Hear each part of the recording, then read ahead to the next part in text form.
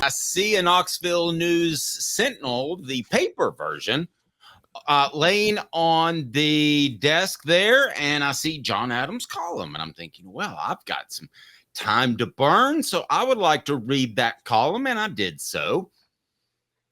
You say that Tennessee fans should not be concerned about a letdown. Why? Well, I understand why they would be because of their history. It's brutal. Just when things seem to be going their way, just when it seems as though Tennessee has the momentum and is going on to bigger and better things, there's some terrible event occurred. We can go back. The most obvious one is probably 2022 against South Carolina and Columbia, and when Tennessee was still in the running for the playoffs, got just waylaid by South Carolina 63-38 in one of the strangest games I've ever seen.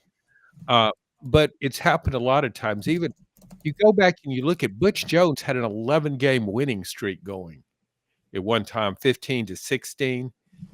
We forget about that because he finished the 15 season really strong, started out and got off to that great start in 16. And I think the Tennessee fans' hopes were soaring. But in that case, and even with Jeremy Pruitt, he had, I think it was an 8-game winning streak, and he was leading Georgia in Athens to start the second after the first half. And so Tennessee fans had every reason to believe, oh my gosh, we've arrived. No, you haven't.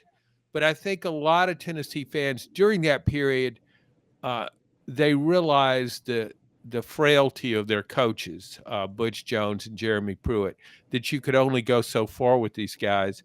And now Tennessee has a really good coach.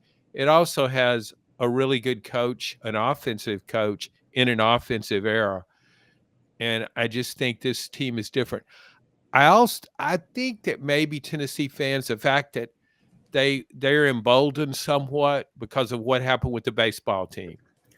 I know it's a different sport, but just Tennessee hasn't been winning national championships. Their fans are very aware of that. They have good teams, but they don't go all the way, as they like to say. That team did, and even there at in the very last inning, here comes Texas A&M making a run at them, and I guarantee you, some Tennessee fans were thinking, "Oh my gosh, too good to be true." Well, it wasn't too good to be true. And I kind of look at the football team. I'm not saying it'll win a national championship, but I think it'll make the college playoff. I think it's one of the best teams in the country right now.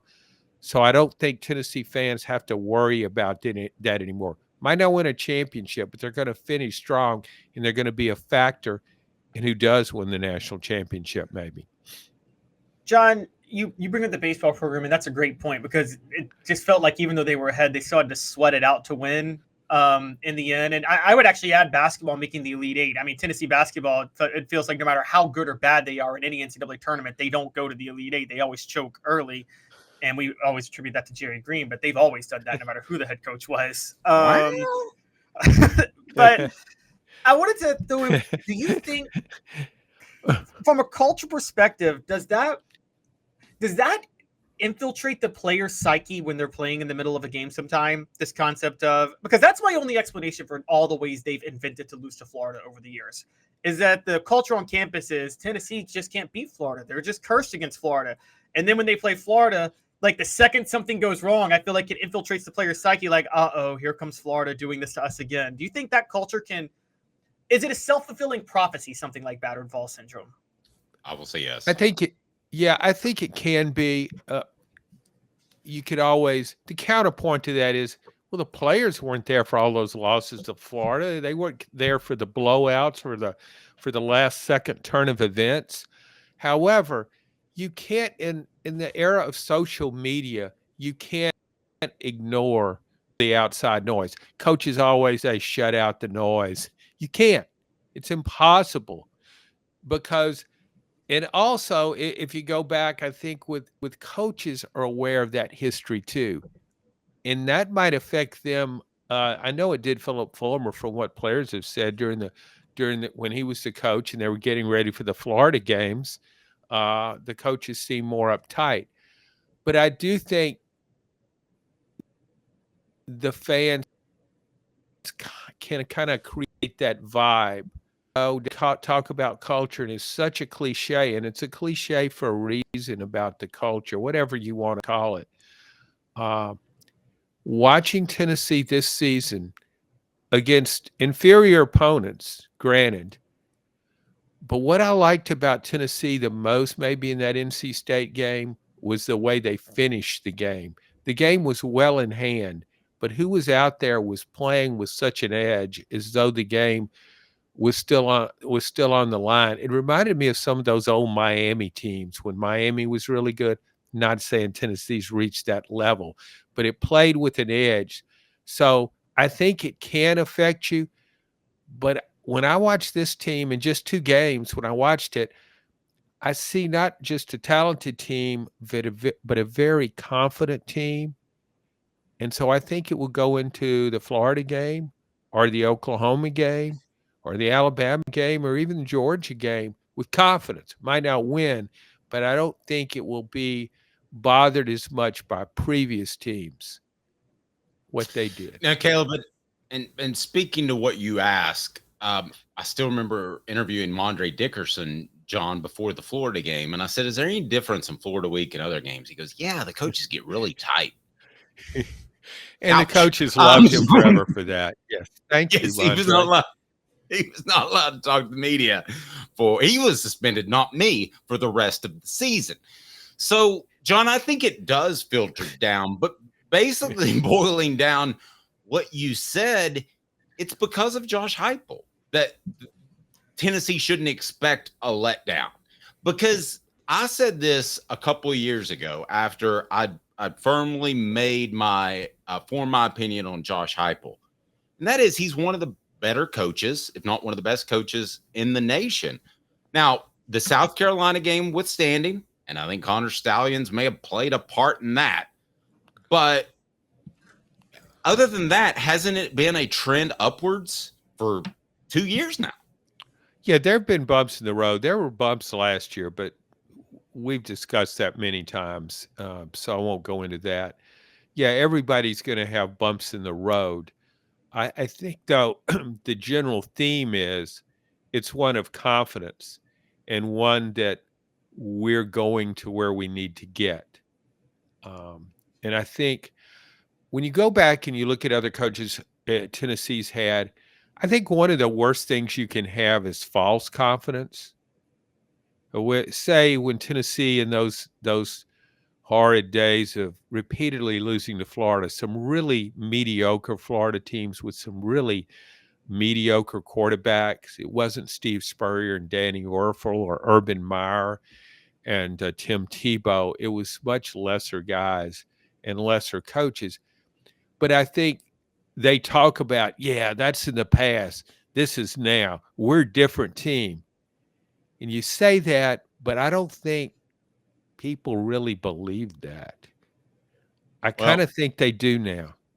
Yeah, I think you're right. I still had people coming up to me and saying, "Oh, well, that Battered syndrome is going to kick in." I'm like, it's not. I mean, it's just the organization. Everything's better. Our poll question on our YouTube page: the Vols' best offensive group is offensive line, receivers, tight ends, running backs, or quarterbacks. Caleb, I know you want to jump in about this, why there shouldn't be a letdown, but if you had to answer that question, John, what would you vote on? The best group is defensive line. No, just offense. Oh, I'm sorry. I zoned out there for a minute. I was reading one of your tweets. I apologize. And that, you know what that gets back to? That's really not a comment about my ability. It's a comment about the culture you've created. You should have fostered that, and I should have been paying attention. I apologize. So we're talking offense. I would say quarterback. Yeah, well, right now, here's where the poll stands. Receivers, tight ends, 40%, offensive line, 29%, quarterbacks, 21%, running back, 9%. Caleb? Yeah, I actually think receivers and tight ends too are the best. So I agree with our poll. Sorry, John, I disagree with you, but I'm going with John. I think it's quarterbacks. I think I am high on quarterbacks. I am high on quarterbacks. You would? I think that Tennessee has a lot of. I think Tennessee's weapons are rare at receiver and tight end. We haven't seen enough of how good Ethan Davis actually is long term, but he's a rare talent. Well, but as far as well, he can catch the ball in the open field and run to the end zone when nobody's around him. yeah, I mean, not criticizing him, but Right. I mean, look, fair enough. John, I wanted to ask about sticking with this as far as letdowns go, and the culture and things like that. Did you notice that even in the game, it kind of felt that way? Because okay, so Tennessee, when they had that pick six by Will Brooks that put them up 17-3. I've covered a lot of Tennessee games the past 15, 20 years where you say, oh, finally some breathing room, but let's hope we can hold the lead is how Tennessee fans would think. I'm sorry. I watched that pick six, John, and you may think I'm crazy. I remember my brother calling me. We both said it's over. NC State's not coming back and winning this game. And I haven't felt that way covering a Tennessee team in 20 years. That's understandable. I felt the same way. I thought the game changed completely right there on that play. It was a heady play by him. It looked as though he was reading Grayson McCall's mind. It was and then once he got the ball, of course, so many DBs drop interceptions. It's a pet peeve of mine. I mean, these are high caliber athletes, but DBs will drop balls thrown right to them. He didn't. He ran all the way for a touchdown.